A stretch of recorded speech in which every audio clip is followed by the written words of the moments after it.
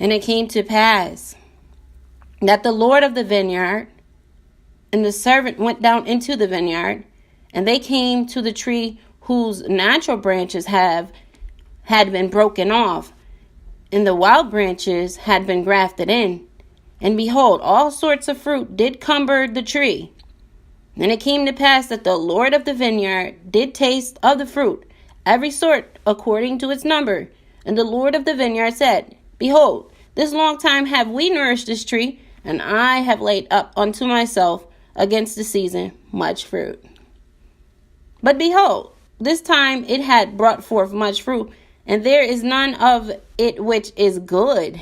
And behold, there are all kinds of bad fruit, and it profit me nothing, notwithstanding all our labor.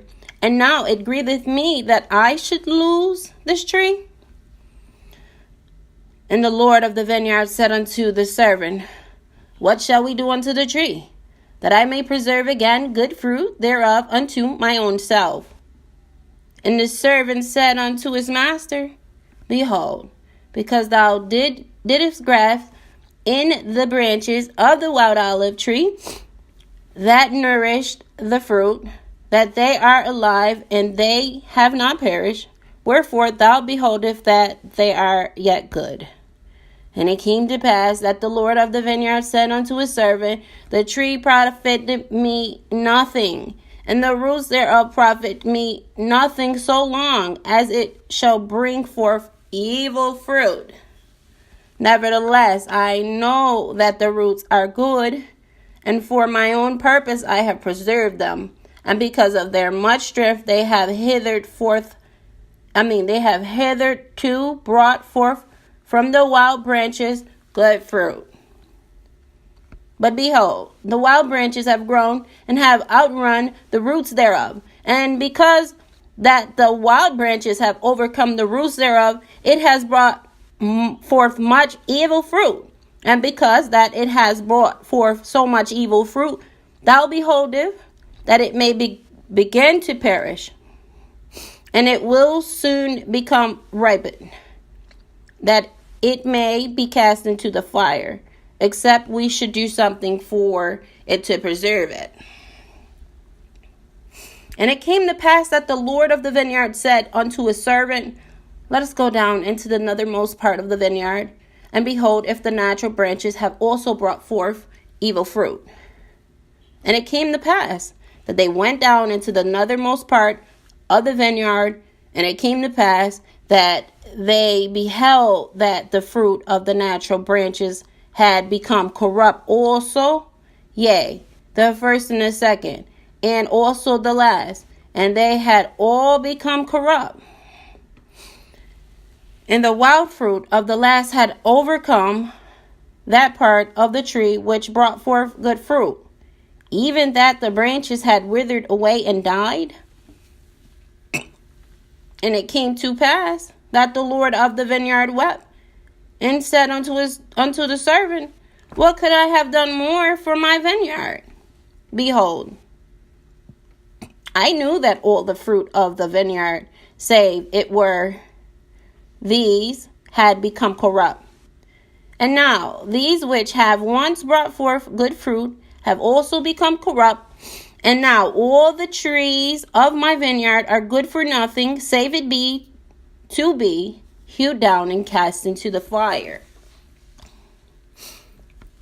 And behold, this last, whose branch has withered away, I did plant in a good spot of ground, yea, even that which was choice unto me above all other parts of the land of my vineyard.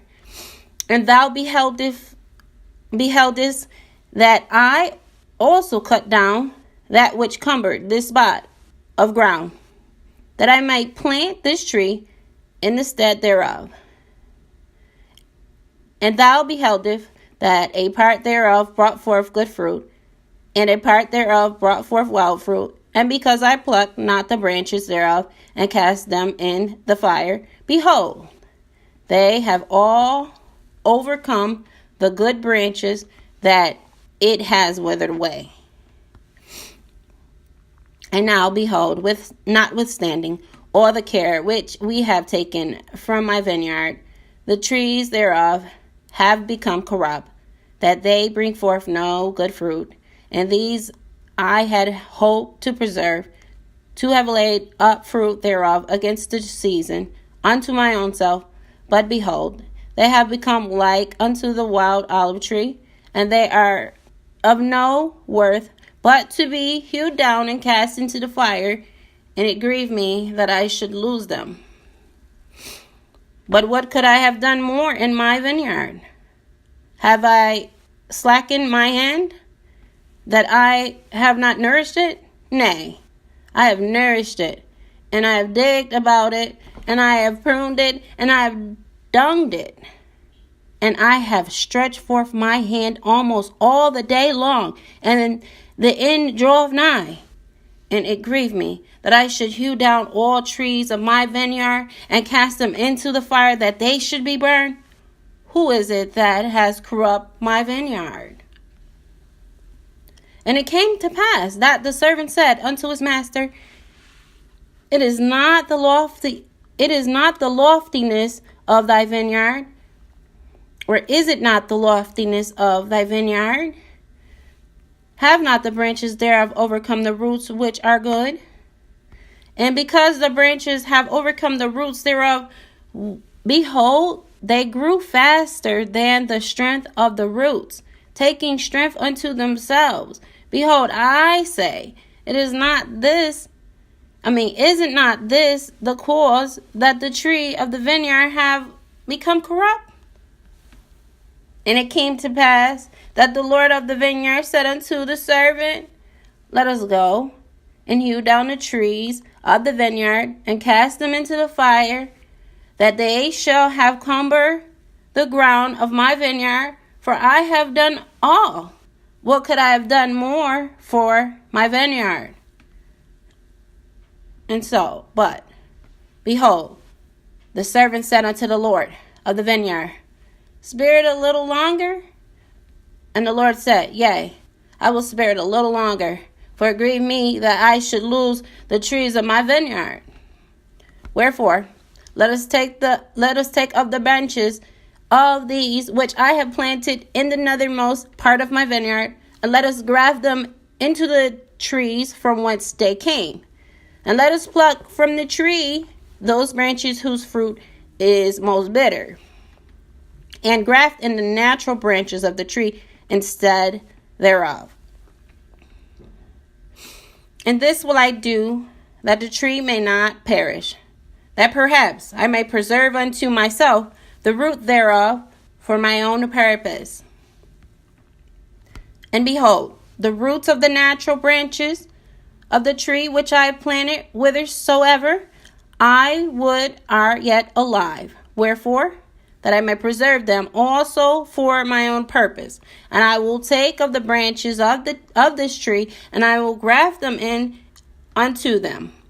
Yea, I will graft in unto them the branches of their mother tree, that I may preserve the roots also unto my own self, that when they shall be sufficiently strong, perhaps they may bring forth good fruit unto me, and I may yet have glory in the fruit of my vineyard.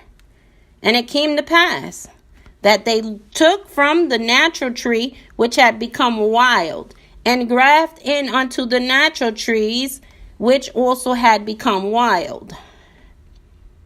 And they also took of the natural trees which had become wild, and grafted into their mother tree. And the Lord of the vineyard said unto the servant, Pluck not the wild branches from the trees, save it be those which are most bitter. And in them ye shall graft according to that which I have said. And we will nourish again the trees of the vineyard, and we will trim up the branches thereof, and we will pluck from the trees those branches which are ripened, that must perish, and cast them into the fire. And this I do, that perhaps the roots thereof may take strength because of their goodness, and because of the change of the branches, that the good may overcome the evil.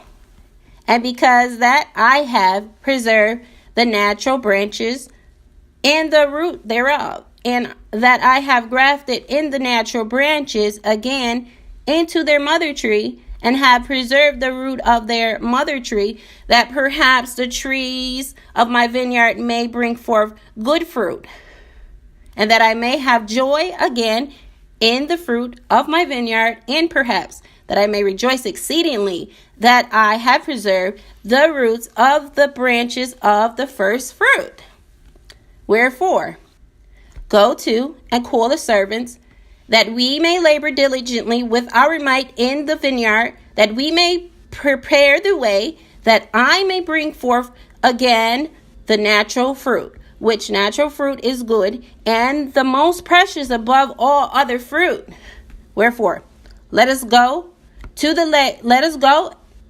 and labor with our might this last time. For behold, the end draweth nigh, and this is for the last time that I shall prune my vineyard. Grafting the branches, begin at the last, that they may be first, and that the first may be last, and dig about the trees, but both young and old, or both old and young, for the first and the last and the first, that all may be nourished once again for the last time. Wherefore dig about them, and prune them, and dung them once more for the last time, for the end draweth nigh. And if it be so that these last grafts shall grow, and bring forth the natural fruit, then shall ye prepare the way for them, that they may grow. And as they begin to grow, ye shall clear away the branches which bring forth better fruit, according to the strength of the good and the size thereof. And ye shall not clear away the bad wherefore all at once, lest the roots thereof should be too strong for the graft, and the graft thereof shall perish, and I lose the trees of my vineyard. For it grieveth me that I should lose the trees of my vineyard. Wherefore ye shall clear away the bad according as the good shall grow, that the root and the top may be equal in strength, until the good shall overcome the bad, and the bad be hewed down and cast into the fire, that they cumber not the ground of my vineyard. And thus will I sweep away the bad out of my vineyard, and the branches of the natural tree will I graft in again into the natural tree. And the branches of the natural tree will I graft in the natural branches of the tree. And thus will I bring them together again, and they shall bring forth the natural fruit, and they shall be one. And the bad shall be cast away, yea, even out of all the land of my vineyard. For behold, only this once will I prune my vineyard. And it came to pass that the Lord of the vineyard sent a servant, and the servant went and did as the Lord had commanded him, and brought other servants, and they were few. And there are 7 more verses to read on your own time. And I have let the Holy Spirit lead me through this scripture, as I have never read it on my own, and this is the first time. My name is Lady Sunnah Salaam. I hope you enjoy the book of Jacob from the Latter-day Saints of Mormon. Assalamu alaikum.